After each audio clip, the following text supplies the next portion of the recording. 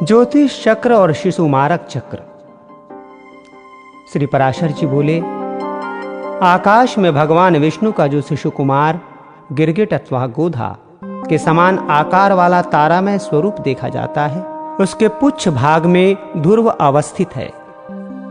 ये ध्रुव स्वयं घूमता हुआ चंद्रमा और सूर्य आदि ग्रहों को घुमाता है। उस भ्रमणशील ध्रुव के साथ नक्षत्रगण भी चक्र के समान घूमते रहते हैं।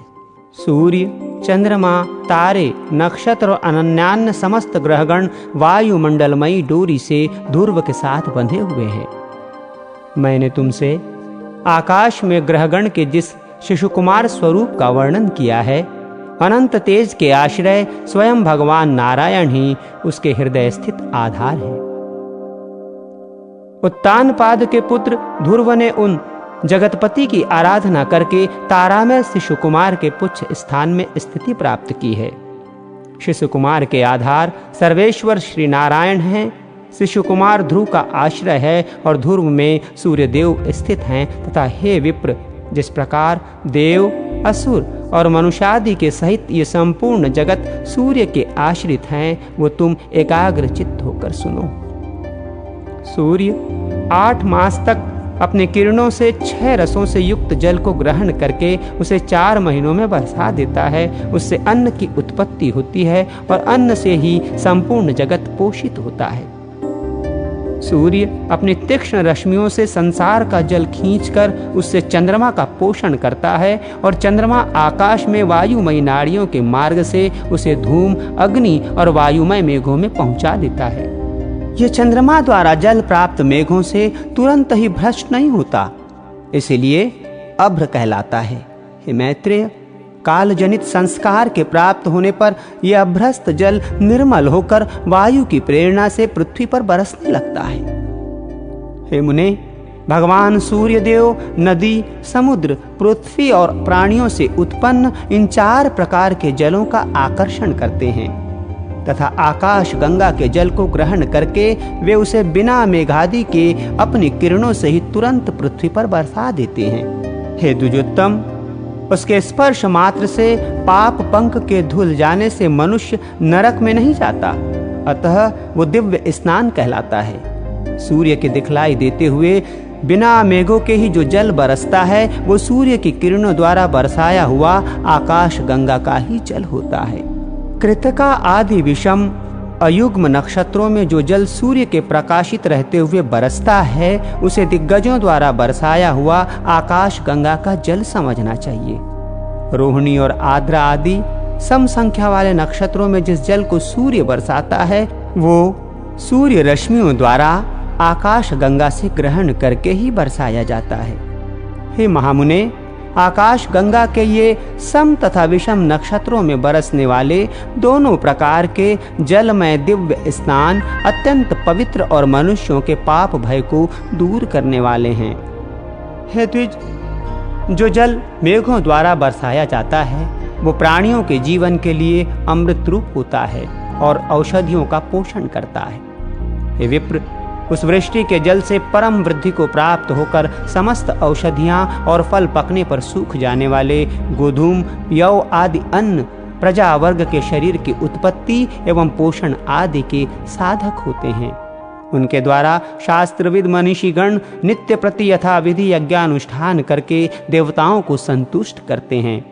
इस प्रकार संपूर्ण यज्ञ, वेद, ब्राह्मणादि वर्ण, समस्त देव समूह और प्राणीगण वृष्टि के ही आश्रित हैं। हे मुनिश्रेष्ठ, अन्न को उत्पन्न करने वाली वृष्टि ही इन सब को धारण करती है तथा उस वृष्टि की उत्पत्ति सूर्य से होती है।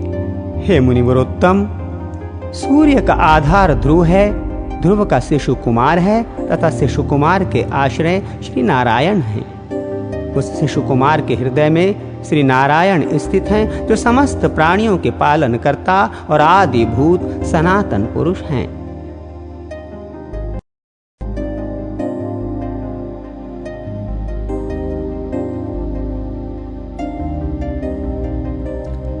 द्वादश सूर्यों के नाम एवं अधिकारियों का वर्णन।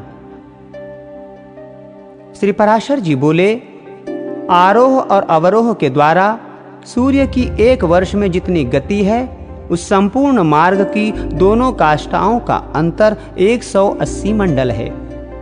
सूर्य का रथ प्रतिमास भिन्न भिन्न आदित्य, ऋषि, गंधर्व, अप्सरा, यक्ष, सर्प और राक्षस गणों से अधिष्ठित होता है। मैत्रेय, मधुमास चैत्र में सूर्य के रथ में सर्वदा धाता नामक आदित्य, कृतुस्थला अप्सरा, पुलत्स ऋषि, वासुकी सर्प, रथभृत यक्ष, हेति राक्षस और तुम्बरु गंधर्व ये 7 मासाधिकारी रहते हैं तथा अर्यमा नामक आदित्य, पुलह ऋषि, रथौजा यक्ष, पुंजिकस्थला अप्सरा, प्रहेति राक्षस, कच्छवीर सर्प और नारद नामक गंधर्व ये वैशाख मास में सूर्य के रथ पर निवास करते हैं। हे मैत्रेय, अब ज्येष्ठ मास में निवास करने वालों के नाम सुनो। उस समय मित्र नामक आदित्य, अत्रि ऋषि, तक्षक सर्प, पौरुषय राक्षस, मेनका अप्सरा, हाहा गंधर्व और रथस्वन नामक यक्ष ये उस रथ में वास करते हैं तथा आषाढ़ मास में वरुण नामक आदित्य, वशिष्ठ ऋषि, नाग सर्प, सहजन्या अप्सरा, हुहु गंधर्व, रथ राक्षस और रथचित्र नामक यक्ष उसमें निवास रहते हैं। श्रावण मास में इंद्र नामक आदित्य, विश्वासु गंधर्व, स्रोत यक्ष, एलापुत्र सर्प, अंगिरा ऋषि, प्रमलोचा अप्सरा और सर्पी नामक राक्षस सूर्य के रथ में बसते हैं तथा भाद्रपद में विवेस्वान नामक आदित्य, उग्रसेन गंधर्व, भृगु ऋषि, आपूरण यक्ष, अनुमलोचा अप्सरा, शंखपाल सर्प और व्याघ्र नामक राक्षस का उसमें निवास होता है।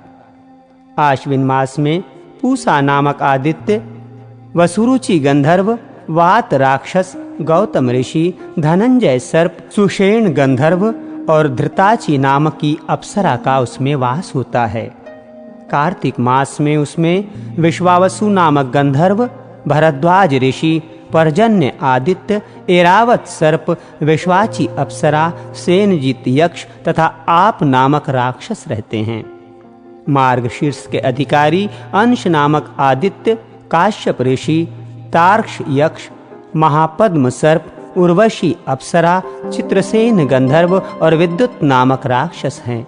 हे विप्रवर, पौष मास में क्रतु ऋषि, भगादित्य, उर्णायु गंधर्व, स्फुर्ज राक्षस, ककोरटक सर्प, अरिरष्ट नेमी यक्ष तथा पूर्वचित्ती अप्सरा जगत को प्रकाशित करने के लिए सूर्य मंडल में रहते हैं।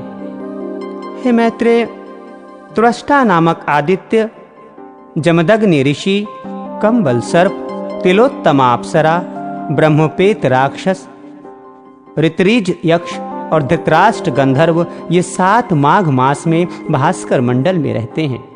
अब जो फाल्गुन मास में सूर्य के रथ में रहते हैं उनके नाम सुनो। हे महामुने, वे विष्णु नामक आदित्य, अश्वतर सर्प, रंभा अप्सरा, सूर्यवर्चा गंधर्व, सत्यजीत यक्ष, विश्वामित्र ऋषि और यज्ञोपेत नामक राक्षस हैं।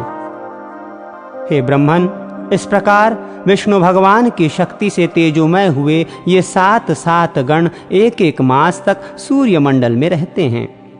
मुनिगण सूर्य की स्तुति करते हैं, गंधर्व सम्मुख रहकर उनका यशोगान करते हैं, अप्सराएं नृत्य करती हैं, राक्षस रथ के पीछे चलते हैं, सर्प वहन करने के अनुकूल रथ को सुसज्जित करते हैं और यक्षगण रथ की बागडोर संभालते हैं तथा नित्य सेवक बाल खिल्यादि इसे सब ओर से घेरे रहते हैं। हे मुनि सत्तम, सूर्य मंडल के ये 7 गण ही अपने अपने समय पर उपस्थित होकर शीत, ग्रीष्म और वर्षा आदि के कारण होते हैं।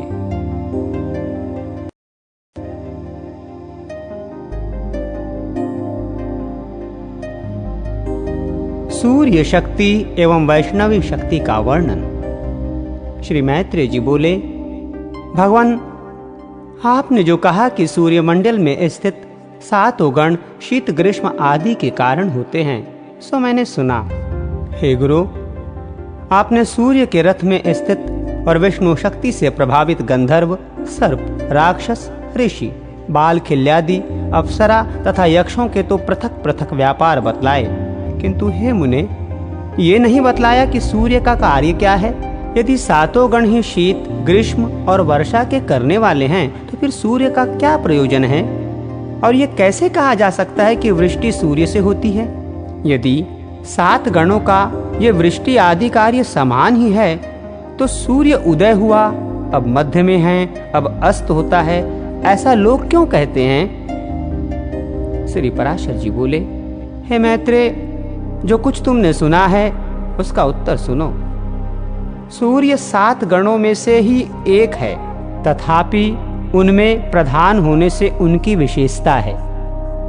भगवान विष्णु की जो सर्वशक्तिमयी ऋक्, यजुः, साम नाम की पराशक्ति है, वो वेद त्रयी ही सूर्य को ताप प्रदान करती है और उपासना किए जाने पर संसार के समस्त पापों को नष्ट कर देती है। हे द्विज, जगत की स्थिति और पालन के लिए वे ऋक्, यजुः और साम रूप विष्णु सूर्य के भीतर निवास करते हैं।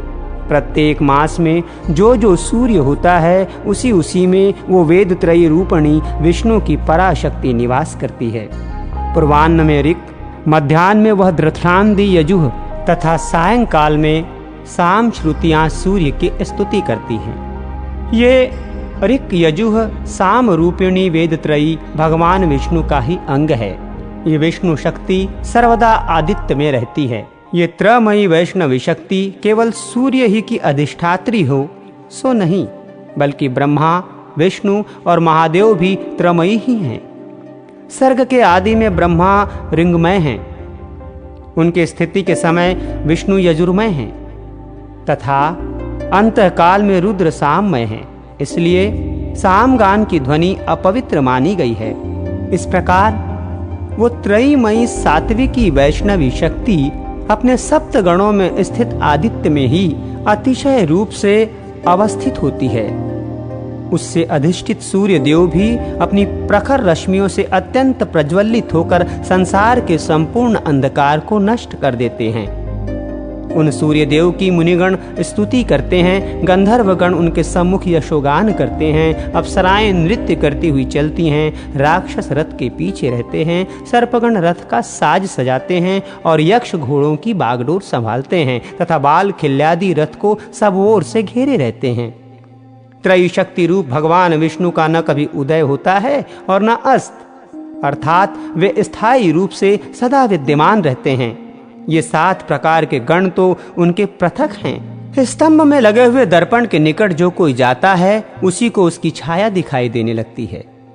हे द्विज, इसी प्रकार वो वैष्णवी शक्ति सूर्य के रथ से कभी चलायमान नहीं होती और प्रत्येक मास में पृथक पृथक सूर्य के परिवर्तित होकर उसमें स्थित होने पर वो उनकी अधिष्ठात्री होती है।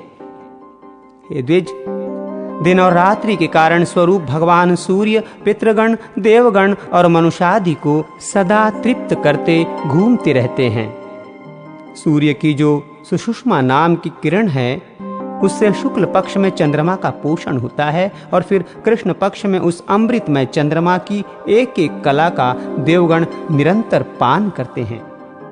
हे द्विज, कृष्ण पक्ष के क्षय होने पर चतुर्दशी के अनंतर 2 कला युक्त चंद्रमा का पितृगण पान करते हैं। इस प्रकार सूर्य द्वारा पितृगण का तर्पण होता है। सूर्य अपनी किरणों से पृथ्वी से जितना जल खींचता है, उन सबको प्राणियों की पुष्टि और अन्न की वृद्धि के लिए बरसा देता है। उससे भगवान सूर्य समस्त प्राणियों को आनंदित कर देते हैं और इस प्रकार वे देव, मनुष्य और पितृगण आदि सभी का पोषण करते हैं। हे मैत्रेय, इस रीति से सूर्य देव देवताओं की पाक्षिक, पितृगण की मासिक तथा मनुष्यों की नित्य प्रति तृप्ति करते रहते हैं।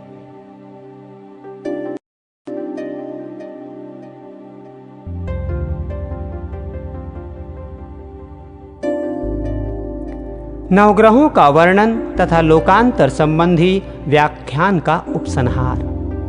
श्री पराशर जी बोले, चंद्रमा का रथ 3 पहियों वाला है। उसके वाम तथा दक्षिण और कुंद कुसुम के समान श्वेत वर्ण 10 घोड़े जुते हुए हैं। ध्रुव के आधार पर स्थित उस वेगशाली रथ से चंद्रदेव भ्रमण करते हैं और नाग विधि पर आश्रित अश्विनी आदि नक्षत्रों का भोग करते हैं। सूर्य के समान इनकी किरणों के भी घटने बढ़ने का निश्चित क्रम है। हे मुनिश्रेष्ठ, सूर्य के समान समुद्र गर्भ से उत्पन्न हुए उसके घोड़े भी एक बार जोत दिए जाने पर एक कल्प पर्यंत रथ खींचते रहते हैं। हे मैत्रेय, सुरगण के पान करते रहने से क्षीण हुए कलामात्र चंद्रमा का प्रकाशमय सूर्य देव अपनी एक किरण से पुनः पोषण करते हैं। जिस क्रम से देवगण चंद्रमा का पान करते हैं, उसी क्रम से जलापहारी सूर्य देव उन्हें शुक्ल प्रतिपदा से प्रतिदिन पुष्ट करते हैं। हे मैत्रेय, इस प्रकार आधे महीने में एकत्रित हुए चंद्रमा के अमृत को देवगण फिर पीने लगते हैं, क्योंकि देवताओं का आहार तो अमृत ही है। 33,3333 देवगण चंद्रस्थ अमृत का पान करते हैं। जिस समय 2 कलामात्र रहा हुआ चंद्रमा सूर्यमंडल में प्रवेश करके उसकी अमा नामक किरण में रहता है, वो तिथि अमावस्या कहलाती है। उस दिन रात्रि में वो पहले तो जल में प्रवेश करता है, फिर वृक्ष लता आदि में निवास करता है और तदनंतर क्रम से सूर्य में चला जाता है। वृक्ष और लता आदि में चंद्रमा के स्थिति के समय अमावस्या को जो उन्हें काटता है अथवा उनका एक पत्ता भी तोड़ता है, उसे ब्रह्म हत्या का पाप लगता है। केवल 15वीं कला रूप यत्किंचित भाग के बच रहने पर उस क्षीण चंद्रमा को पितृगण मध्योत्तर काल में चारों ओर से घेर लेते हैं। हे मुने, उस समय उस द्विकलाकार चंद्रमा की बची हुई अमृतमयी एक कला का वे पितृगण पान करते हैं।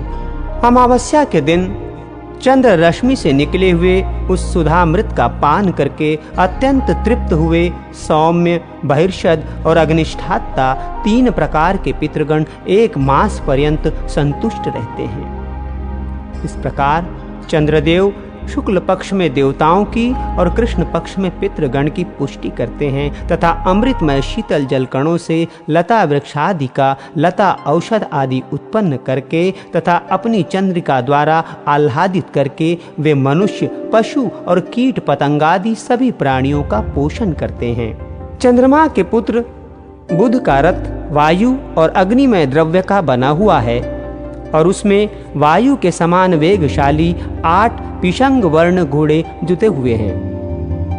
वरुथ, अनुकर्ष, उपासंग और पताका तथा पृथ्वी से उत्पन्न हुए घोड़ों के सहित शुक्र का रथ भी अति महान है तथा मंगल का अति शोभायमान सुवर्ण निर्मित महान रथ भी अग्नि से उत्पन्न हुए पद्मराग मणि के समान अरुण वर्ण 8 घोड़ों से युक्त है। जो 8 पांडुर वर्ण घोड़ों से युक्त सुवर्ण का रथ है, उसमें वर्ष के अंत में प्रत्येक राशि में बृहस्पति जी विराजमान होते हैं। आकाश से उत्पन्न हुए विचित्र वर्ण घोड़ों से युक्त रथ में आरूढ़ होकर मंदगामी शनैश्वर जी धीरे धीरे चलते हैं। राहु का रथ धूसर मटियाले वर्ण का है, उसमें भ्रमर के समान कृष्ण वर्ण 8 घोड़े जुते हुए हैं। हे मैत्रेय, एक बार जोत दिए जाने पर वे घोड़े निरंतर चलते रहते हैं। चंद्र पर्वों पूर्णिमा पर ये राहु सूर्य से निकलकर चंद्रमा के पास आता है तथा सौर पर्वों अमावस्या पर ये चंद्रमा से निकलकर सूर्य के निकट जाता है। इसी प्रकार केतु के रथ के वायु वेगशाली 8 घोड़े भी पुलाल के धुएं किसी आभा वाले तथा लाख के समान लाल रंग के हैं। हे महाभाग, मैंने तुमसे ये नवोग्रहों के रथों का वर्णन किया। ये सभी वायुमयी डोरी से ध्रुव के साथ बंधे हुए हैं। हे मैत्रेय, समस्त ग्रह, नक्षत्र और तारा मंडल वायुमयी रज्जु से ध्रुव के साथ बंधे हुए यथोचित प्रकार से घूमते रहते हैं। जितने तारागण हैं उतनी ही वायुमयी डोरियां हैं, उनसे बंधकर वे सब स्वयं घूमते तथा ध्रुव को घुमाते रहते हैं। जिस प्रकार तेली लोग स्वयं घूमते हुए कोलू को भी घुमाते रहते हैं, उसी प्रकार समस्त ग्रहगण वायु से बंधकर घूमते रहते हैं। क्योंकि इस वायु चक्र से प्रेरित होकर समस्त ग्रहगण अलात चक्र बनैती के समान घूमा करते हैं, इसीलिए ये प्रवह कहलाता है। जिस शिशुमार चक्र का पहले वर्णन कर चुके हैं तथा जहाँ ध्रुव स्थित है, हे मुनिश्रेष्ठ, अब तुम उसकी स्थिति का वर्णन सुनो। रात्रि के समय उनका दर्शन करने से मनुष्य दिन में जो कुछ पाप कर्म करता है उनसे मुक्त हो जाता है तथा आकाश मंडल में जितने तारे इसके आश्रित हैं उतने ही अधिक वर्ष वो जीवित रहता है। उत्तानपाद उसकी ऊपर की हनु थोड़ी है और यज्ञ नीचे की तथा धर्म ने उसके मस्तक पर अधिकार कर रखा है। उसके हृदय देश में नारायण हैं, दोनों चरणों में अश्विनी कुमार हैं तथा जंघाओं में वरुण और अर्यमा है। संवत्सर उसका शिष्ण है, मित्र ने उसके अपान देश को आश्रित कर रखा है तथा अग्नि, महेंद्र, कश्यप और ध्रुव पुच्छ भाग में स्थित हैं। शिशु कुमार के पुच्छ भाग में स्थित ये अग्नि आदि 4 तारे कभी अस्त नहीं होते। इस प्रकार मैंने तुमसे पृथ्वी, ग्रहगण, द्वीप, समुद्र, पर्वत, वर्ष और नदियों का तथा जो जो उनमें बसते हैं उन सभी के स्वरूप का वर्णन कर दिया। अब इसे संक्षेप से फिर सुनो। हे विप्र, भगवान विष्णु का जो मूर्त रूप जल है उससे पर्वत और समुद्रादि के सहित कमल के समान आकार वाली पृथ्वी उत्पन्न हुई। हे विप्रवर्य, तारागण, त्रिभुवन, वन, पर्वत, दिशाएं, नदियां और समुद्र सभी भगवान विष्णु ही हैं तथा और भी जो कुछ है अथवा नहीं है वो सब भी एकमात्र वे ही हैं, क्योंकि भगवान विष्णु ज्ञान स्वरूप हैं, इसीलिए वे सर्वमय हैं, परिच्छिन्न पदार्थाकार नहीं हैं। अतः इन पर्वत, समुद्र और पृथ्वी आदि भेदों को तुम एकमात्र विज्ञान का ही विलास जानो। जिस समय जीव आत्मज्ञान के द्वारा दोष रहित होकर संपूर्ण कर्मों का क्षय हो जाने से अपने शुद्ध स्वरूप में स्थित हो जाता है, उस समय आत्म वस्तु में संकल्प वृक्ष के फल स्वरूप पदार्थ भेदों की प्रतीति नहीं होती। हे द्विज, कोई भी घटादि वस्तु है ही कहाँ? आदि, मध्य और अंत से रहित नित्य एक रूप चित्त ही तो सर्वत्र व्याप्त है। जो वस्तु पुनः पुनः बदलती रहती है, पूर्ववत नहीं रहती, उसमें वास्तविकता ही क्या है? देखो, मृतिका ही घट रूप हो जाती है और फिर वही घट से कपाल, कपाल से चूर्ण रज और रज से अणुरूप हो जाती है। तो फिर बताओ, अपने कर्मों के वशीभूत हुए मनुष्य आत्मस्वरूप को भूलकर इसमें कौन सी सत्य वस्तु देखते हैं? अतः हे द्विज, विज्ञान से अतिरिक्त कभी कहीं कोई पदार्थ आदि नहीं है। अपने अपने कर्मों के भेद से भिन्न भिन्न चित्तों द्वारा एक ही विज्ञान नाना प्रकार से मान लिया गया है। वो विज्ञान अति विशुद्ध, निर्मल, निशोक और लोभादि समस्त दोषों से रहित है। वही एक सत्व स्वरूप परम परमेश्वर वासुदेव है, जिससे पृथक और कोई पदार्थ नहीं है। इस प्रकार मैंने तुमसे यह परमार्थ का वर्णन किया है। केवल एक ज्ञान ही सत्य है, उससे भिन्न और सब असत्य है। इसके अतिरिक्त जो केवल व्यवहार मात्र है, उस त्रिभुवन के विषय में भी मैं तुमसे कह चुका हूँ। इस ज्ञान मार्ग के अतिरिक्त मैंने कर्म मार्ग संबंधी यज्ञ, पशु, वरही, समस्त ऋत्विक, सोम, सुरगण तथा स्वर्गमय कामना आदि का भी दिग्दर्शन करा दिया। भूर्लोकादि के संपूर्ण भोग इन कर्म कलापों के ही फल हैं। ये जो मैंने तुमसे त्रिभुवनगत लोकों का वर्णन किया है, इन्हीं में जीव कर्मवश घुमा करता है। ऐसा जानकर इसके विरक्त हो मनुष्य को वही करना चाहिए जिससे ध्रुव, अचल एवं सदा एक रूप भगवान वासुदेव में लीन हो जाए।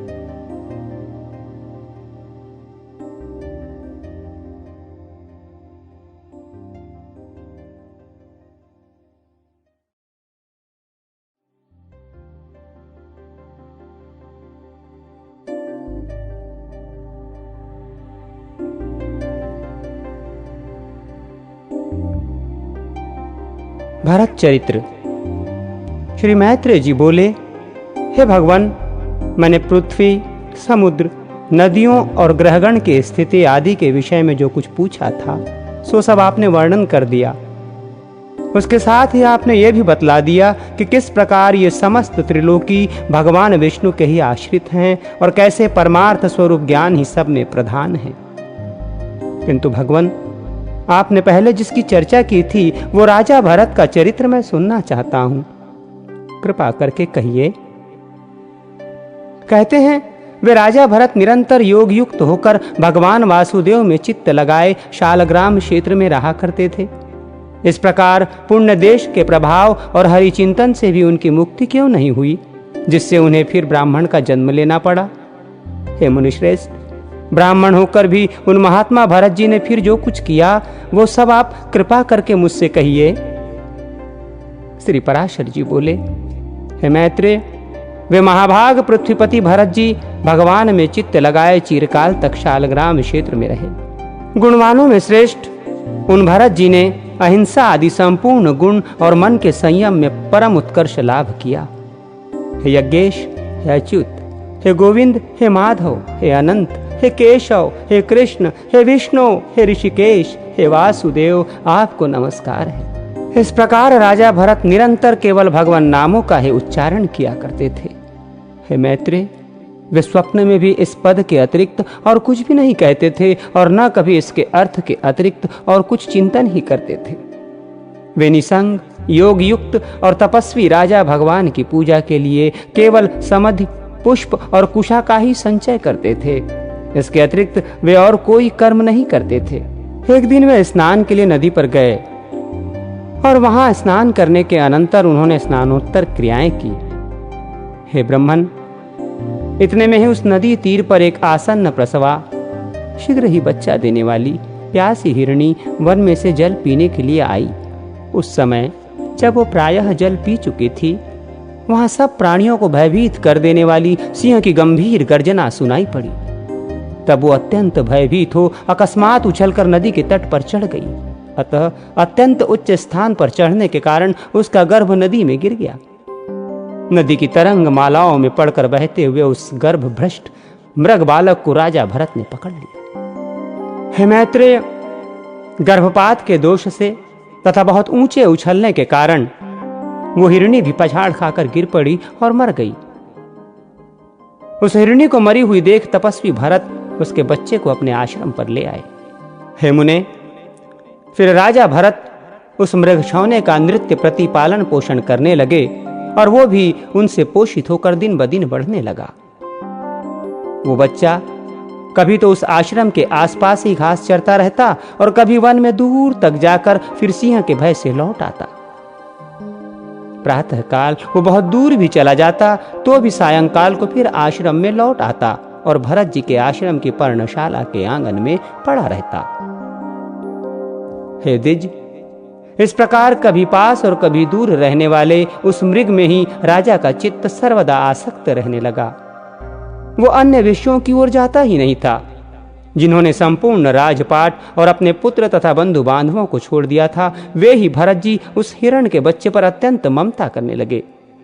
उसे बाहर जाने के अनंतर यदि लौट आने में देर हो जाती तो वे मन ही मन सोचने लगते, अहो, उस बच्चे को आज किसी भेड़िए ने तो नहीं खा लिया, किसी सिंह के पंजे में तो आज नहीं पड़ गया। वो देखो, उसके खुरों के चिन्हों से यह पृथ्वी कैसे चित्रित हो रही है। मेरी ही प्रसन्नता के लिए उत्पन्न हुआ वो मृगछौना न जाने आज कहाँ रह गया है। क्या वो वन से कुशल पूर्वक लौटकर अपने सींगों से मेरी भुजा को खुजलाकर मुझे आनंदित करेगा? देखो, उसके नवजात दांतों से कटी हुई शिखा वाले ये कुश और काश सामध्यायी शिखाहीन ब्रह्मचारियों के समान कैसे सुशोभित हो रहे हैं। देर के गए हुए उस बच्चे के निमित्त भरत मुनि इसी प्रकार चिंता करने लगते और जब वो उनके निकट आ जाता तो उसके प्रेम से उनका मुख खिल जाता था।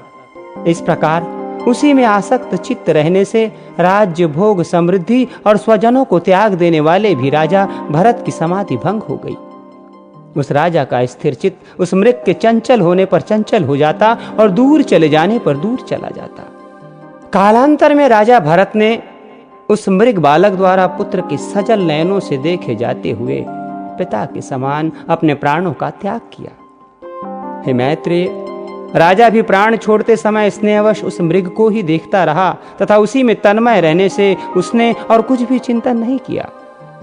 तदनंतर उस समय के सुदृढ़ भावना के कारण वो जम्बू मार्ग कालांजर पर्वत के घोर वन में अपने पूर्व जन्म की स्मृति से युक्त एक मृग हुआ।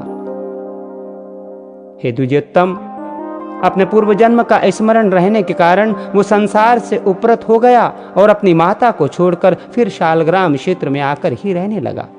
वहां सूखे घास फूस और पत्तों से ही अपना शरीर पोषण करता हुआ वो अपने मृगत्व प्राप्ति हेतु भूत कर्मों का निराकरण करने लगा। तदनंतर उस शरीर को छोड़कर उसने सदाचार संपन्न योगियों के पवित्र कुल में ब्राह्मण जन्म ग्रहण किया। उस देह में भी उसे अपने पूर्व जन्म का स्मरण बना रहा। हे मैत्रेय, वो सर्व विज्ञान संपन्न और समस्त शास्त्रों के मर्म को जानने वाला था तथा अपने आत्मा को निरंतर प्रकृति से परे देखता था। हे महामुने, आत्मज्ञान संपन्न होने के कारण वो देवता आदि संपूर्ण प्राणियों को अपने से अभिन्न रूप से देखता था। उपनयन संस्कार हो जाने पर वो गुरु के पढ़ाने पर भी वेद पाठ नहीं करता था तथा न किसी कर्म की ओर ध्यान देता, न कोई अन्य शास्त्र ही पढ़ता था। जब कोई उससे बहुत कुछ पूछताछ करता तो जड़ के समान कुछ असंस्कृत, असार एवं ग्रामीण वाक्यों से मिले हुए वचन बोल देता। निरंतर मैला कुचैला शरीर, मलिन वस्त्र और अपरिमार्जित दंत युक्त रहने के कारण वो ब्राह्मण सदा अपने नगर निवासियों से अपमानित होता रहता था। हे मैत्रेय, योग ऋषि के लिए सबसे अधिक हानिकारक सम्मान ही है। जो योगी अन्य मनुष्यों से अपमानित होता है वो शीघ्र ही सिद्धि लाभ कर लेता है। अतः योगी को सन्मार्ग को दूषित न करते हुए ऐसा आचरण करना चाहिए जिससे लोग अपमान करें और संगति से दूर रहें। हिरण्यगर्भ के इस सार युक्त वचन को स्मरण रखते हुए वे महामती विप्रवर अपने आप को लोगों में जड़ और उन्मत्त सा ही प्रकट करते थे। कुलमाश, जौ आदि, धान, शाक, जंगली फल अथवा कण आदि जो कुछ भक्ष्य मिल जाता, उस थोड़े सो को भी बहुत मान कर वे उसी को खा लेते और अपना कालक्षेप करते रहते। फिर पिता के शांत हो जाने पर उनके भाई बंधु उनका सड़े गले अन्न से पोषण करते हुए उनसे खेती बाड़ी का कार्य कराने लगे। वे बैल के समान पुष्ट शरीर वाले और कर्म से जड़वत निष्ठेष्ट थे।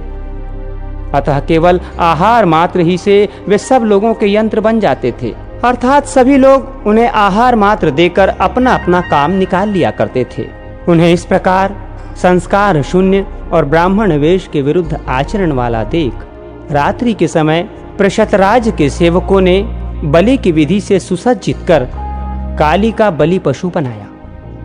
किंतु इस प्रकार एक परम योगेश्वर को बलि के लिए उपस्थित देख महाकाली ने एक तीक्ष्ण खड्ग ले उस क्रूर कर्मा राज सेवक का गला काट डाला और अपने पार्षदों सहित उसका तीखा रुधिर पान किया। तदनंतर एक दिन महात्मा सौवीर राज कहीं जा रहे थे। उस समय उनके बेगारियों ने समझा कि ये भी बेगार के ही योग्य हैं। राजा के सेवकों ने भी भस्म में छिपे हुए अग्नि के समान उन महात्मा का रंग ढंग देखकर उन्हें बेगार के योग्य समझा। हे द्विज, उन सौवीर राज ने मोक्ष धर्म के ज्ञाता महामुनि कपिल से ये पूछने के लिए कि इस दुखमय संसार में मनुष्यों का श्रेय किसमें है, शिविका पर चढ़कर इक्षुमती नदी के किनारे उन महर्षि के आश्रम पर जाने का विचार किया। तब राज सेवक के कहने से भरत मुनि भी उसकी पालकी को अन्य बेगारियों के बीच में लगकर वहन करने लगे। इस प्रकार बेगार में पकड़े जाकर अपने पूर्व जन्म का स्मरण रखने वाले संपूर्ण विज्ञान के एकमात्र पात्र वे विप्रवर अपने पापमय प्रारब्ध का क्षय करने के लिए उस शिबिका को उठाकर चलने लगे। वे बुद्धिमानों में श्रेष्ठ द्विजवर 4 हाथ भूमि देखते हुए मंद गति से चलते थे, किंतु उनके अन्य साथी जल्दी जल्दी चल रहे थे। इस प्रकार शिबिका की विषम गति देखकर राजा ने कहा, अरे शिबिका वाहकों, ये क्या करते हो? समान गति से चलो। किंतु फिर भी उसकी गति उसी प्रकार विषम देखकर राजा ने फिर कहा, अरे क्या है, इस प्रकार असमान भाव से क्यों चलते हो? राजा के बार बार ऐसे वचन सुनकर वे शिबिका वाहक भरत जी को दिखाकर कहने लगे, हम में से एक यही धीरे धीरे चलता है महाराज।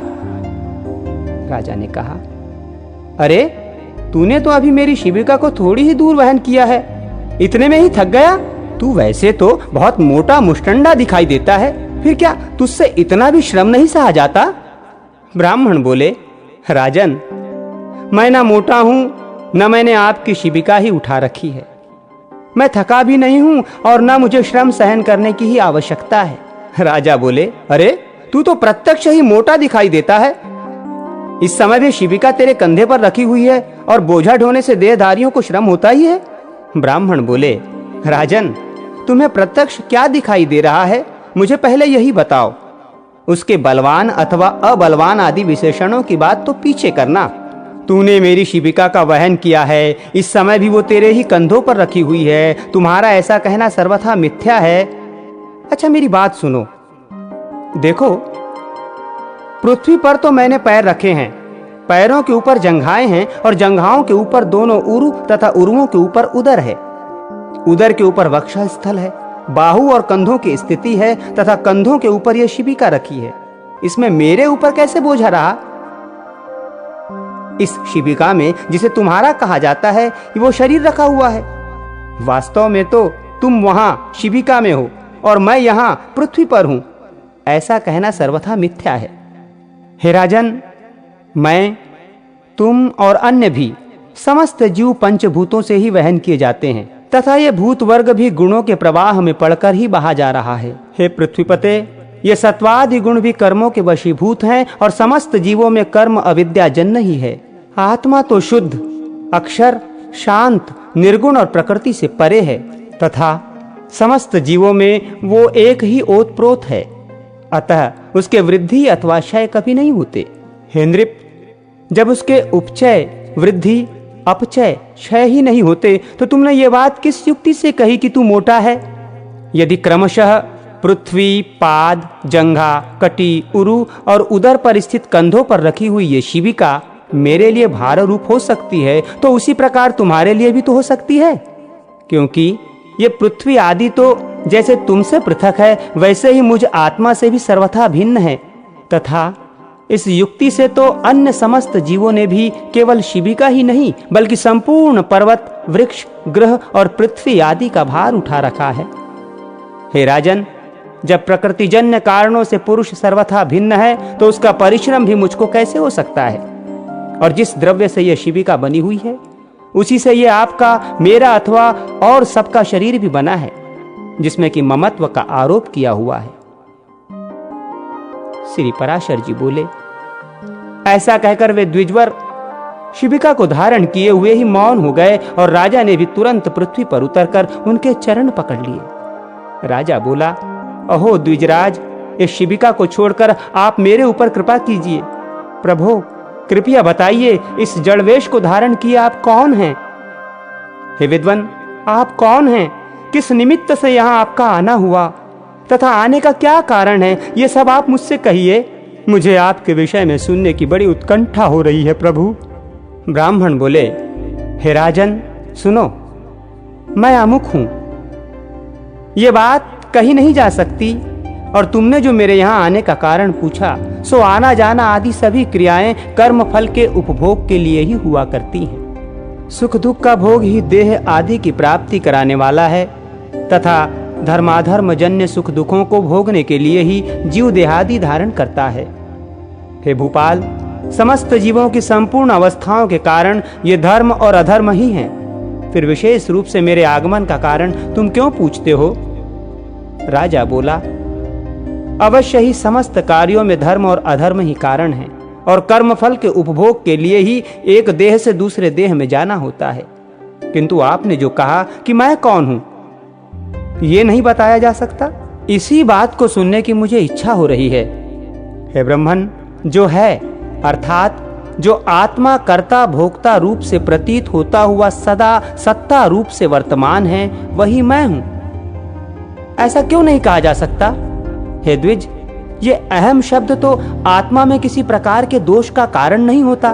ब्राह्मण बोले, हे राजन, तुमने जो कहा कि अहम शब्द से आत्मा में कोई दोष नहीं आता सो ठीक ही है, किंतु अनात्म में ही आत्मत्व का ज्ञान कराने वाला भ्रांति मूलक अहम शब्द ही दोष का कारण है।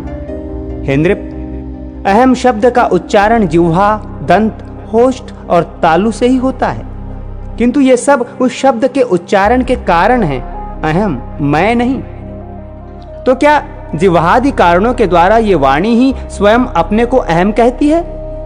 नहीं। अतः ऐसी स्थिति में तू मोटा है ऐसा कहना भी उचित नहीं है। सिर तथा कर चरणादि रूप ये शरीर भी आत्मा से पृथक ही है। अतः हे राजन, इस अहम शब्द का मैं कहां प्रयोग करूं?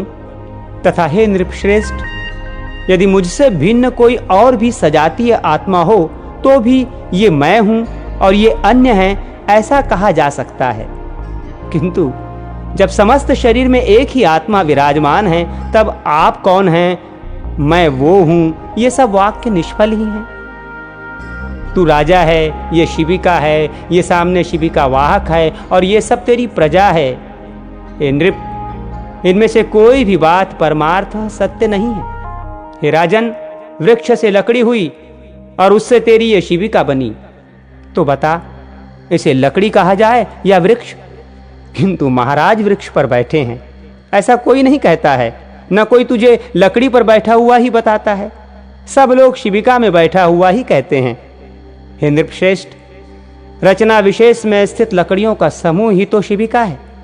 यदि वो उससे कोई भिन्न वस्तु है तो काष्ठ को अलग करके उसे ढूंढो। इसी प्रकार छत्र की शलाकाओं को अलग रखकर छत्र का विचार करो कि वो कहाँ रहता है। यही न्याय तुम में और मुझ में लागू होता है, अर्थात मेरे और तुम्हारे शरीर भी पंचभूत से अतिरिक्त और कोई वस्तु नहीं है। पुरुष, स्त्री, गौ, अज, बकरा, अश्व, गज, पक्षी और वृक्ष आदि लौकिक संज्ञाओं का प्रयोग कर्म हेतुक शरीरों में ही जानना चाहिए। हे राजन, पुरुष जीव तो न देवता है, न मनुष्य है, न पशु है और न वृक्ष है। ये सब तो कर्मजन्य शरीरों की आकृतियों के ही भेद हैं। लोक में धन, राजा, राजा के सैनिक तथा और भी जो जो वस्तुएं हैं, हे राजन, वे परमार्थ सत्य नहीं है, केवल कल्पनामय ही है। जिस वस्तु की परिमाण आदि के कारण होने वाली कोई संज्ञा कालांतर में भी नहीं होती, वही परमार्थ वस्तु है। हे राजन, ऐसी वस्तु कौन सी है? तू अपने ही को देख। समस्त प्रजा के लिए तू राजा है, पिता के लिए पुत्र, शत्रु के लिए शत्रु है, पत्नी का पति है और पुत्र का पिता है। हे राजन, बतला, मैं तुझे क्या कहूं? हे महीपते, तू क्या ये सिर है अथवा ग्रीवा है, या पेट अथवा पादादि में से कोई है? तथा ये सिर आदि भी तेरे क्या हैं? हे पृथ्वीश्वर, तू इन समस्त अवयवों से पृथक है, अतः सावधान होकर विचार कर कि मैं कौन हूं। हे महाराज, आत्म तत्व इस प्रकार व्यवस्थित है, उसे सबसे पृथक करके ही बताया जा सकता है, तो फिर मैं उसे अहम शब्द से कैसे बतला सकता हूं?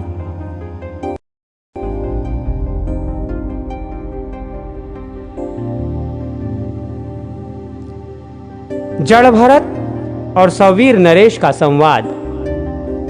श्री पराशर जी बोले, उनके ये परमार्थ में वचन सुनकर राजा ने विनयावनत होकर उन विप्रवर से कहा।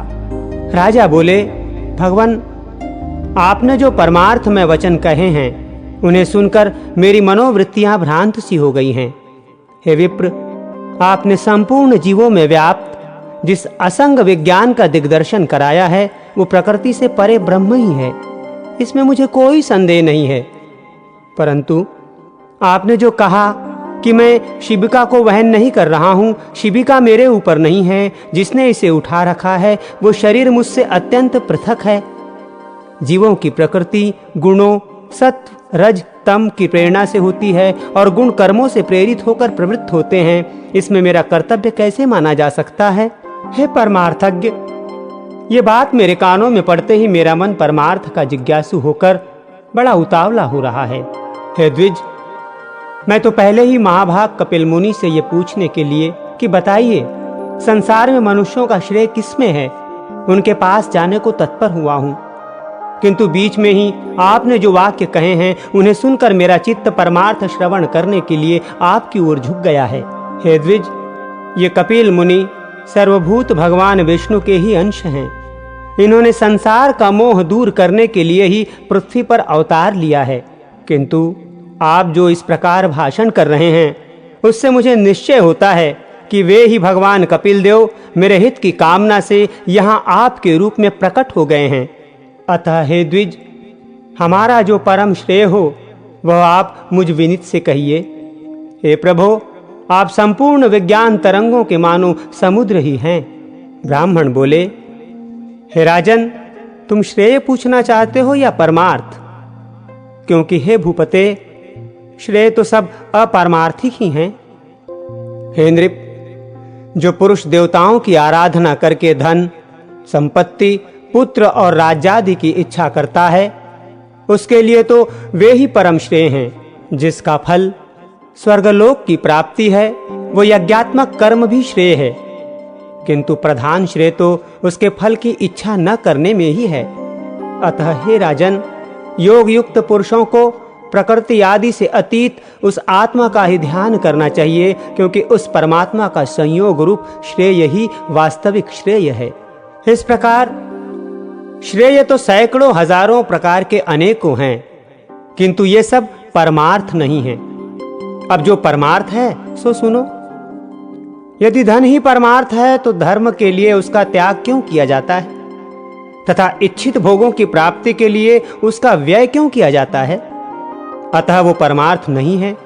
हे नरेश्वर, यदि पुत्र को परमार्थ कहा जाए तो वो तो अन्य अपने पिता का परमार्थ भूत है, तथा उसका पिता भी दूसरे का पुत्र होने के कारण उस अपने पिता का परमार्थ होगा। अतः इस चराचर जगत में पिता का कार्य रूप पुत्र भी परमार्थ नहीं है, क्योंकि फिर तो सभी कारणों के कार्य परमार्थ हो जाएंगे। यदि संसार में राज्यादि की प्राप्ति को परमार्थ कहा जाए तो ये कभी रहते हैं और कभी नहीं रहते, अतः परमार्थ भी आगमापाई हो जाएगा। इसलिए राज्यादि भी परमार्थ नहीं हो सकते। यदि ऋक्, यजुः और साम रूप वेद त्रयी से संपन्न होने वाले यज्ञ कर्म को परमार्थ मानते हो तो उसके विषय में मेरा ऐसा विचार है, हे नृप, जो वस्तु कारण रूपा मृतिका का कार्य होती है वो कारण की अनुगामिनी होने से मृतिका रूप ही जानी जाती है। अतः जो क्रिया समिध, धृत और कुशा आदि नाशवान द्रव्यों से संपन्न होती है वो भी नाशवान ही होगी, किंतु परमार्थ को तो प्राज्ञ पुरुष अविनाशी बतलाते हैं और नाशवान द्रव्यों से निष्पन्न होने के कारण कर्म अथवा उनसे निष्पन्न होने वाले स्वर्ग आदि नाशवान ही है, इसमें संदेह नहीं। यदि फलाशा से रहित निष्काम कर्म को परमार्थ मानते हो तो वो तो मूर्ति रूप फल का साधन होने से साधन ही है, परमार्थ नहीं।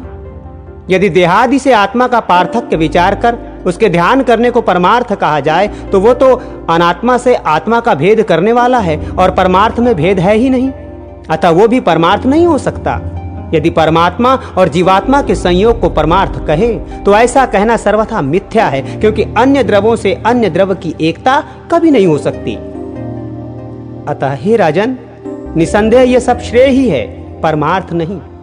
अब जो परमार्थ है वो मैं संक्षेप से सुनाता हूं, श्रवण करो। आत्मा एक व्यापक, सम, शुद्ध, निर्गुण और प्रकृति से परे है। वो जन्म, वृद्धि आदि से रहित, सर्वव्यापी और अव्यय है। हे राजन, वो परम ज्ञानमय है।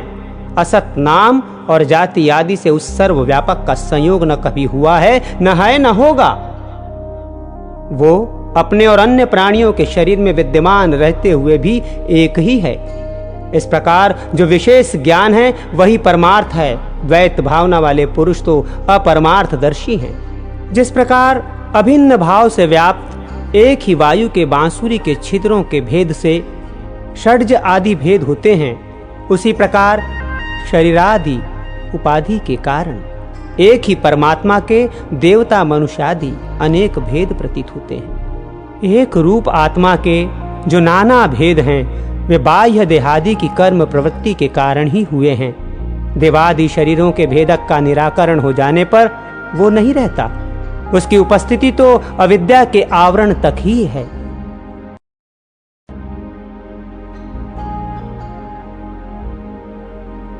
ऋभु का निदाद्ध को अद्वैत ज्ञानोपदेश। श्री पराशर जी बोले, हे मैत्रेय, ऐसा कहने पर राजा को मौन होकर मन ही मन सोच विचार करते देख वे विप्रवर ये अद्वैत संबंधिनी कथा सुनाने लगे। ब्राह्मण बोले, हे राज शार्दुल, पूर्व काल में महर्षि ऋभु ने महात्मा निदाद्ध को जो उपदेश करते हुए जो कुछ कहा था वो सुनो। हे भूपते, परमेष्ठी श्री ब्रह्मा जी का ऋभु नामक एक पुत्र था। वो स्वभाव से ही परमार्थ तत्व को जानने वाला था। पूर्व काल में महर्षि पुलत्स्य का पुत्र निदाद्ध उन ऋभु का शिष्य था।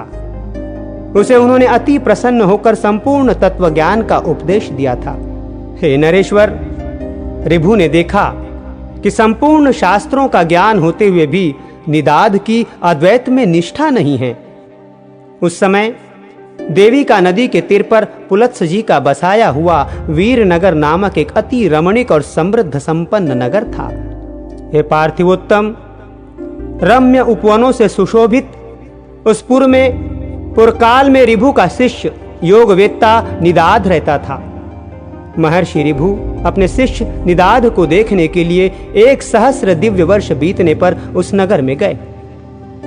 जिस समय निदाद बलिवेश्वर देव के अनंतर अपने द्वार पर अतिथियों की प्रतीक्षा कर रहा था, वे उसके दृष्टिगोचर होते हुए और वह उन्हें द्वार पर पहुंचकर अर्धदान पूर्वक अपने घर में ले आया।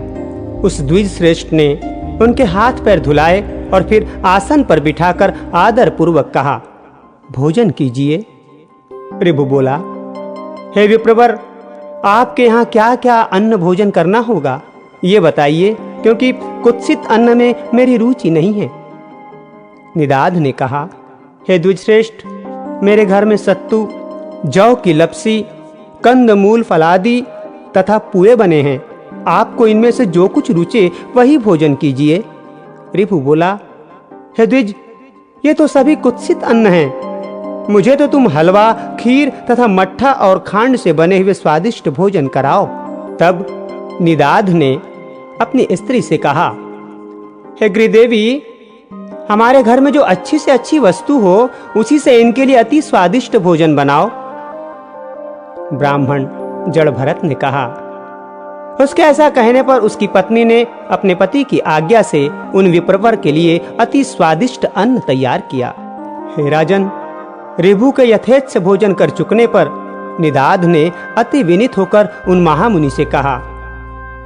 निदाद बोले, हे द्विज, कहिए, भोजन करके आपका चित्त स्वस्थ हुआ ना? आप पूर्णतया तृप्त और संतुष्ट हो गए ना? हे विप्रवर, कहिए, आप कहाँ के रहने वाले हैं?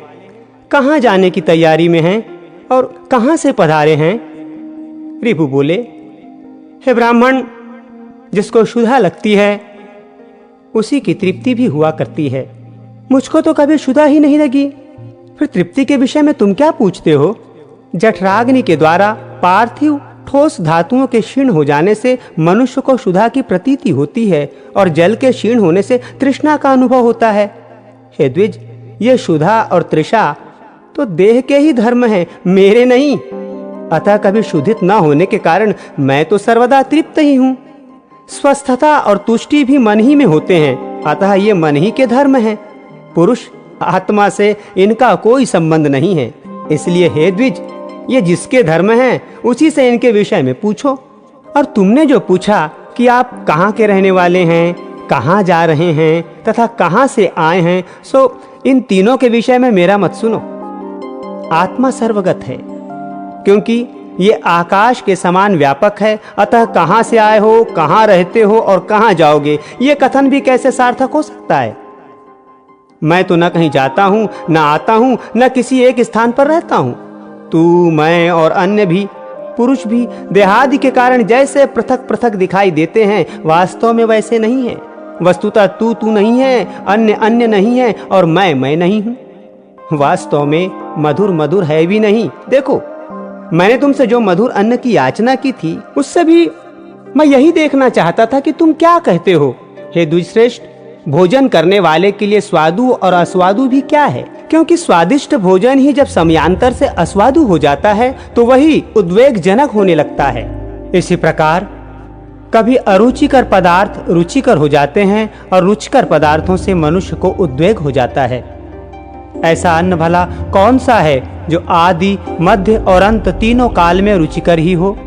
जिस प्रकार मिट्टी का घर मिट्टी से लीपने पोतने से दृढ़ होता है, उसी प्रकार ये पार्थिव देह पार्थिव अन्न के परमाणुओं से पुष्ट हो जाता है। जौ, गेहूं, मूंग, धृत, तैल, दूध, दही, गुड़ और फल आदि सभी पदार्थ पार्थिव परमाणु ही तो हैं। इनमें से किसको स्वादु कहें और किसको अस्वादु? अतः ऐसा जानकर तुम्हें इस स्वादु अस्वादु का विचार करने वाले चित्त को समदर्शी बनाना चाहिए, क्योंकि मोक्ष का एकमात्र उपाय समता ही तो है। ब्राह्मण बोले, हे राजन, उनके ऐसे परमार्थमय वचन सुनकर महाभाग निदाध ने उन्हें प्रणाम करके कहा, प्रभो आप प्रसन्न होइए, कृपया बतलाइए मेरे कल्याण की कामना से आए हुए आप कौन हैं? हे द्विज, आपके इन वचनों को सुनकर मेरा संपूर्ण मोह नष्ट हो गया है। ऋभु बोले, हे द्विज, मैं तेरा गुरु ऋभु हूँ, तुझको सद्विकेनी बुद्धि प्रदान करने के लिए ही यहाँ आया हूँ। अब मैं जाता हूँ, जो कुछ परमार्थ है वो मैंने तुझसे कह ही दिया है। इस परमार्थ तत्व का विचार करते हुए तू इस संपूर्ण जगत को एक वासुदेव परमात्मा का ही स्वरूप जान, इसमें भेदभाव बिल्कुल नहीं है। ब्राह्मण बोले, तदनंतर निदाध ने बहुत अच्छा कहकर उन्हें प्रणाम किया और फिर उससे परम भक्ति पूर्व पूजित हो ऋभु स्वेच्छा अनुसार चले गए।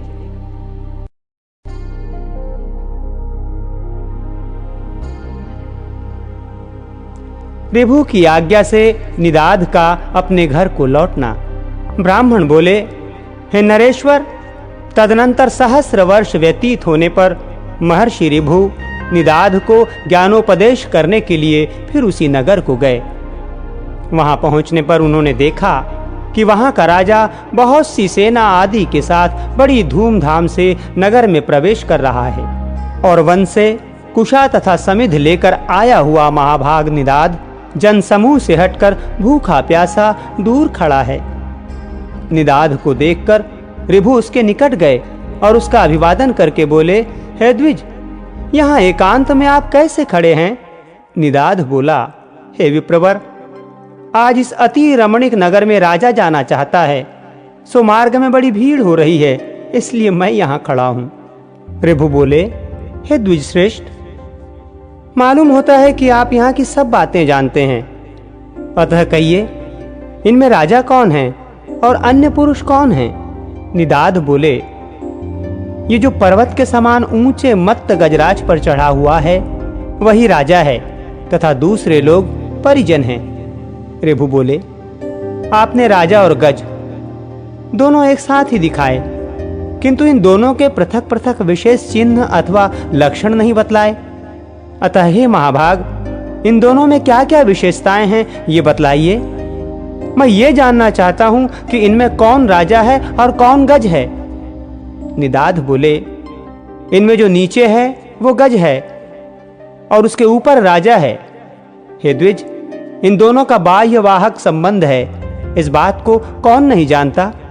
ऋभु बोले, ठीक है, किंतु हे ब्राह्मण, मुझे इस प्रकार समझाइए जिससे कि मैं ये जान सकूं कि नीचे इस शब्द का वाच्य क्या है और ऊपर किसे कहते हैं। ब्राह्मण ने कहा। ऋभु के ऐसा कहने पर निदाध ने अकस्मात उनके ऊपर चढ़कर कहा, सुनिए, आपने जो पूछा है वही बतलाता हूं। इस समय राजा की भांति मैं तो ऊपर हूं और गज की भांति आप नीचे हैं।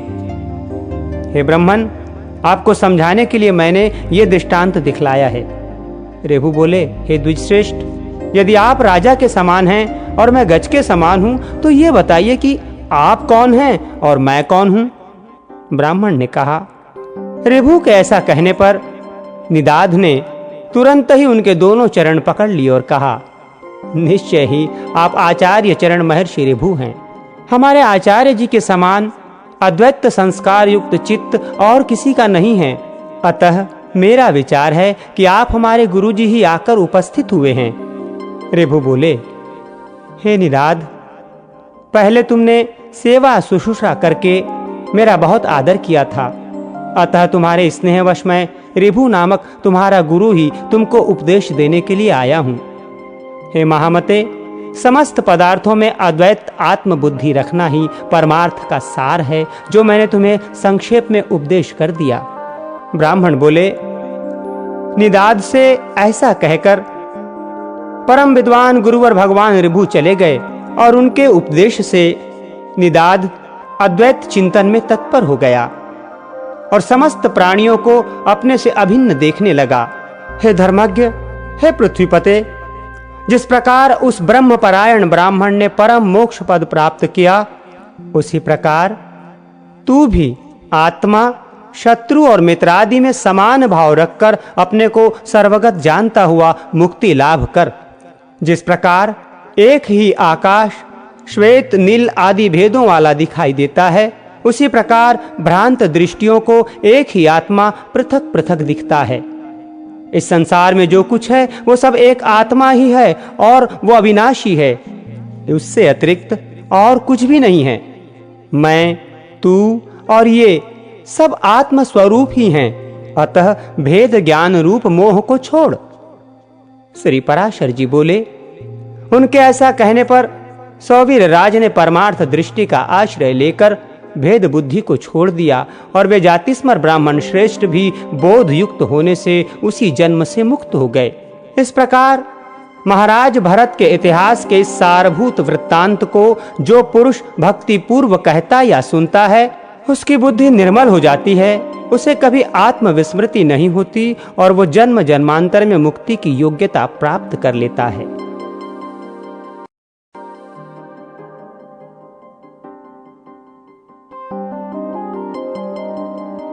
पहले 7 मनवंतरों के मनु, इंद्र, देवता, सप्तर्षि और मनु पुत्रों का वर्णन। श्री मैत्रेय जी बोले, हे गुरुदेव, आपने पृथ्वी और समुद्र आदि की स्थिति तथा सूर्य आदि ग्रहगण के संस्थान का मुझसे भली प्रकार अति विस्तार पूर्वक वर्णन किया। आपने देवता आदि तथा ऋषिगणों की सृष्टि तथा चातुर वर्ण एवं तिर्यक योनिगत जीवों की उत्पत्ति का भी वर्णन किया। ध्रुव और प्रहलाद के चरित्रों को भी आपने विस्तार पूर्वक सुना दिया। अतः हे गुरु, अब मैं आपके मुखारविंद से संपूर्ण मनवंतर तथा इंद्र और देवताओं के सहित मनवंतरों के अधिपति समस्त मनुओं का वर्णन सुनना चाहता हूं। कृपया आप वर्णन कीजिए।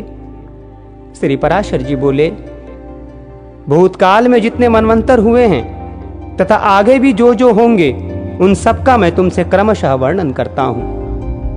प्रथम मनु स्वयंभुव थे। उनके अनंतर क्रमशः स्वारोचिष, उत्तम, तामस, रैवत और चाक्षुक हुए।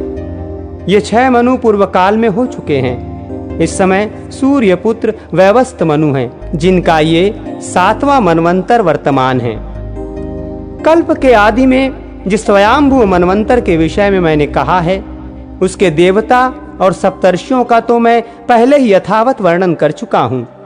अब आगे मैं स्वारोचिष मनु के मनवंतराधिकारी देवता, ऋषि और मनुपुत्रों का स्पष्टतया वर्णन करूंगा। हे मैत्रेय, स्वारोचिष मनवंतर में पारावत और तुषित गण देवता थे। महाबली विपश्चित देवराज इंद्र थे।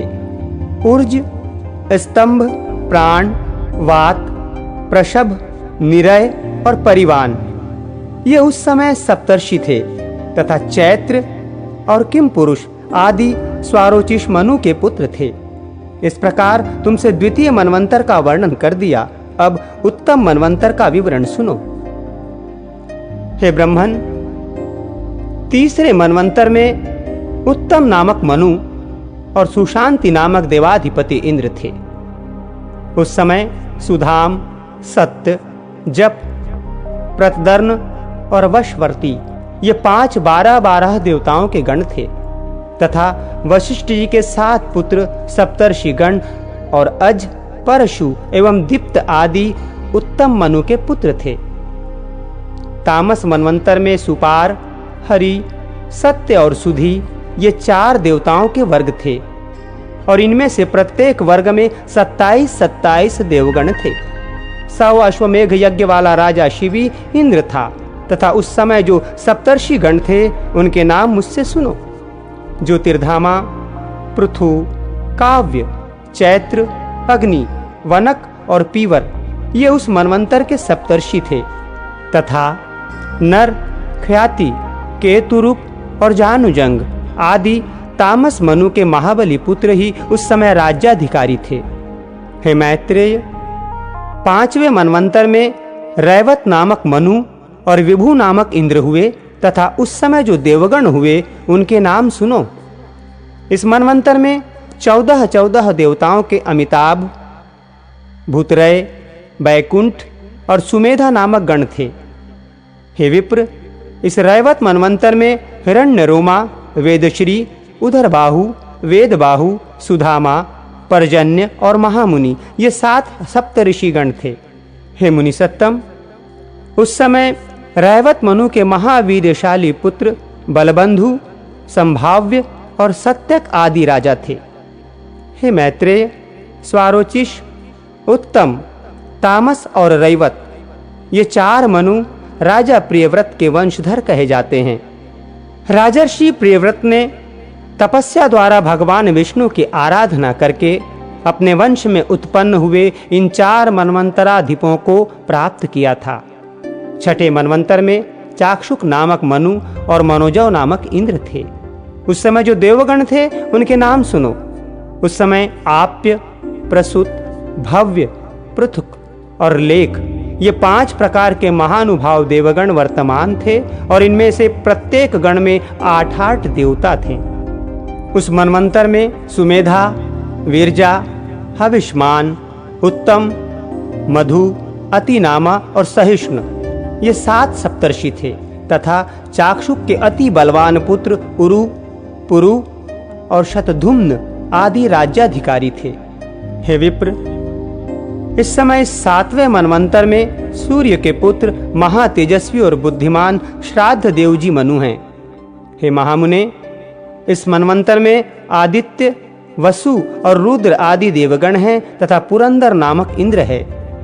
इस समय वशिष्ठ, काश्यप, अत्रि, जगदग्नि, गौतम, विश्वामित्र और भरद्वाज ये 7 सप्तर्षि हैं तथा व्यवस्तव मनु के इक्ष्वाकु, नृग, धृष्ट, शर्यति, नरिष्यंत, नाभाग, अरिष्ट, करुष और पृषघ्र ये अत्यंत लोक प्रसिद्ध और धर्मात्मा 9 पुत्र हैं। समस्त मनवंतरों में देवरूप से स्थित भगवान विष्णु की अनुपम और सत्व प्रधानना शक्ति ही संसार की स्थिति में उनकी अधिष्ठात्री होती है। सबसे पहले स्वयंभू मनवंतर में मानस देव यज्ञ पुरुष उस विष्णु शक्ति के अंश से ही आकुति के गर्भ से उत्पन्न हुए थे। फिर स्वारोचिष मनवंतर के उपस्थित होने पर वे मानस देव श्री अजित ही तुषित नामक देवगणों के साथ तुषिता से उत्पन्न हुए। फिर उत्तम मनवंतर में वे तुषित देव ही देव श्रेष्ठ सत्यगण के सहित सत्य रूप से सत्या के उदर से प्रकट हुए। तामस मनवंतर के प्राप्त होने पर वे हरिनाम देवगण के सहित हरि रूप से हरिया के गर्भ से उत्पन्न हुए। तत्पश्चात वे देवश्रेष्ठ हरि रैवत मनवंतर में तत्कालीन देवगण के सहित संभूति के उदर से प्रकट होकर मानस नाम से विख्यात हुए तथा चाक्षुक मनवंतर में वे पुरुषोत्तम भगवान वैकुंठ नामक देवगणों के सहित वैकुंठा से उत्पन्न होकर वैकुंठ कहलाए। और हे द्विज, इस व्यवस्थव मनवंतर के प्राप्त होने पर भगवान विष्णु कश्यप जी द्वारा आदिति के गर्भ से वामन रूप होकर प्रकट हुए। उन महात्मा वामन जी ने अपनी 3 डगों से संपूर्ण लोकों को जीतकर ये निष्कंटक त्रिलोकी इंद्र को दे दी थी तथा विश्वकर्मा ने उनके तेज को शांत कर दिया। उन्होंने सूर्य को भ्रमियंत्र सान पर चढ़ाकर उनका तेज छांटा, किंतु वे उस अक्षुण्ण तेज का केवल अष्टमांश ही क्षीण कर सके। हे मुनि सत्तम, सूर्य के जिस जाज्वल्यमान वैष्णव तेज को विश्वकर्मा ने छांटा था वो पृथ्वी पर गिरा। उस पृथ्वी पर गिरे हुए सूर्य तेज से ही विश्वकर्मा ने विष्णु भगवान का चक्र, शंकर का त्रिशूल, कुबेर का विमान, कार्तिकेय की शक्ति बनाई तथा अन्य देवताओं के भी जो जो शस्त्र थे उन्हें उससे पुष्ट किया। जिस छाया संज्ञा के पुत्र दूसरे मनु का ऊपर वर्णन कर चुके हैं वो अपने अग्रज मनु का सवर्ण होने से सावीर्ण कहलाया। हे महाभाग, सुनो, अब मैं उनके इस सार्वणिक नाम 8वें मनवंतर का जो आगे होने वाला है वर्णन करता हूँ। हे मैत्रेय, ये सावर्णी ही उस समय मनु होंगे तथा सुतप, अमिताभ और मुख्य गण देवता होंगे। उन देवताओं का प्रत्येक गण 20-20 का समूह कहा जाता है। हे मुनि सत्तम, अब मैं आगे होने वाले सप्तर्षि भी बतलाता हूं। उस समय दीप्तिमान, गालव, राम, कृप, द्रोण पुत्र अश्वत्थामा, मेरे पुत्र व्यास और 7वें सृष्य श्रृंग ये सप्तर्षि होंगे। तथा पाताल लोकवासी विरोचन के पुत्र बलि श्री विष्णु भगवान की कृपा से तत्कालीन इंद्र और सावर्णी मनु के पुत्र विरजा, उर्विवान एवं निर्मोक आदि तत्कालीन राजा होंगे। हे मुने, नवे मनु दक्ष सावर्णी होंगे। उनके समय पार, मरीचि गर्भ और सुधर्मा नामक 3 देववर्ग होंगे, जिनमें से प्रत्येक वर्ग में 12 देवता होंगे। तथा हे द्विज, उनका नायक महापराक्रमी अद्वित नामक इंद्र होगा। सवन, द्वितीमान, भव्य, वसु, मेघातिथि, ज्योतिष्मान और 7वें सत्य, ये उस समय के सप्तर्षि होंगे। तथा धृमकेतु, दीप्तिकेतु, पंचहस्त, निरामय और पृथुश्रवा आदि दक्ष सावर्णी मनु के पुत्र होंगे। हे मुने, 10वें मनु ब्रह्म सावर्णी होंगे। उनके समय सुधामा और विशुद्ध नामक 100 देवताओं के 2 गण होंगे। महाबलवान शांति उनका इंद्र होगा। तथा उस समय जो सप्तर्षि गण होंगे उनके नाम सुनो। उनके नाम हविष्मान, सुकृत, सत्य, तपोमूर्ति, नाभाग, अप्रतिमौजा और सत्यकेतु हैं। उस समय ब्रह्म सावर्णी मनु के सुक्षेत्र, उत्तमौजा और भूरिषेण आदि 10 पुत्र पृथ्वी की रक्षा करेंगे। 11वां मनु धर्म सावर्णी होगा। उस समय होने वाले देवताओं के विहंगम, कामगम और निर्वाण रति नामक मुख्य गण होंगे। इनमें से प्रत्येक में 30 देवता रहेंगे और वृष नामक इंद्र होगा। उस समय होने वाले सप्तर्षियों के नाम निःस्वर, अग्रितेजा, वपुष्मान, धृणी, आरुणि, हविष्मान और अनध हैं।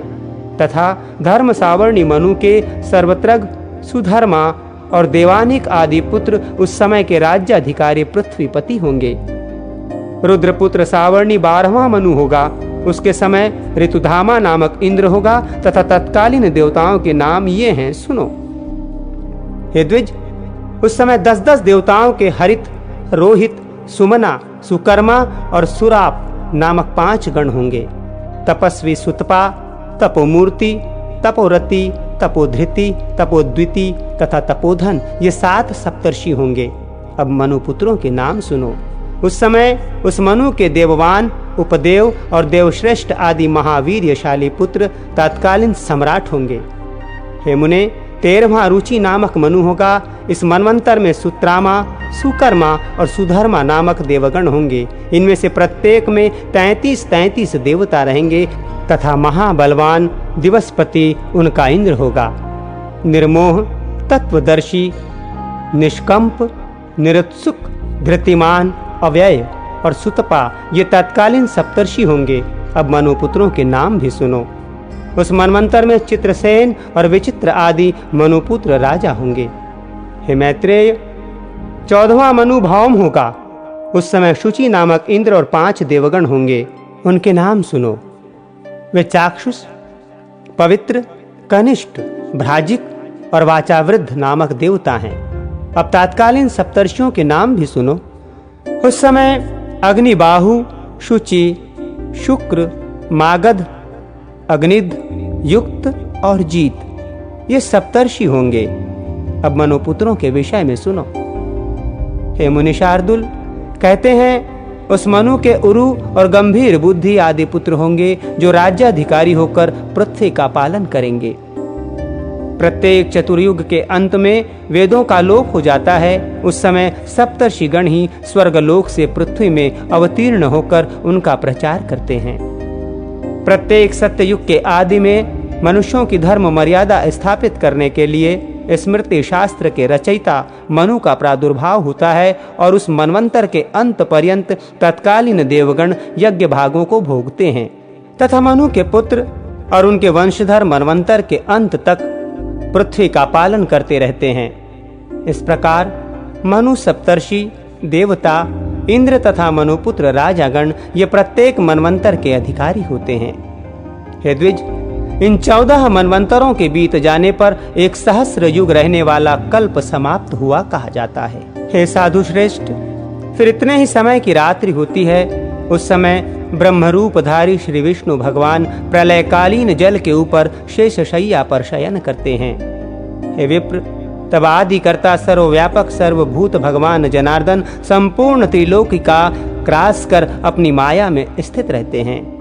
फिर प्रलय रात्रि का अंत होने पर प्रत्येक कल्प के आदि में अव्ययात्मा भगवान जागृत होकर रजोगुण का आश्रय कर सृष्टि की रचना करते हैं।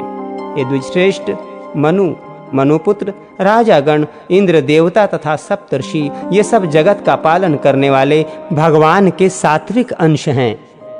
हे मैत्रेय, स्थिति कारक भगवान विष्णु चारों युगों में जिस प्रकार व्यवस्था करते हैं सो सुनो। समस्त प्राणियों के कल्याण में तत्पर वे सर्वभूतात्मा सतयुग में कपिल आदि रूप धारण कर परम ज्ञान का उपदेश करते हैं। त्रेता युग में वे सर्वसमर्थ प्रभु चक्रवर्ती भूपाल होकर दुष्टों का दमन करके त्रिलोकी की रक्षा करते हैं। तदनंतर द्वापर युग में वे वेदव्यास रूप धारण कर एक वेद के 4 विभाग करते हैं और सैकड़ों शाखाओं में बांटकर उसका बहुत विस्तार कर देते हैं। इस प्रकार द्वापर में वेदों का विस्तार कर कलयुग के अंत में भगवान कल्कि रूप धारण कर दुराचारी लोगों को सन्मार्ग में प्रवृत्त करते हैं। इसी प्रकार अनंतात्मा प्रभु निरंतर इस संपूर्ण जगत के उत्पत्ति, पालन और नाश करते रहते हैं। इस संसार में ऐसी कोई वस्तु नहीं है जो उनसे भिन्न हो। हे विप्र, इहलोक और परलोक में भूत, भविष्य और वर्तमान जितने भी पदार्थ हैं वे सब महात्मा भगवान विष्णु से ही उत्पन्न हुए हैं। ये सब मैं तुमसे कह चुका हूँ। मैंने तुमसे संपूर्ण मनवंतरों और मनवंतराधिकारियों का वर्णन कर दिया है। कहो अब और क्या सुनाऊं?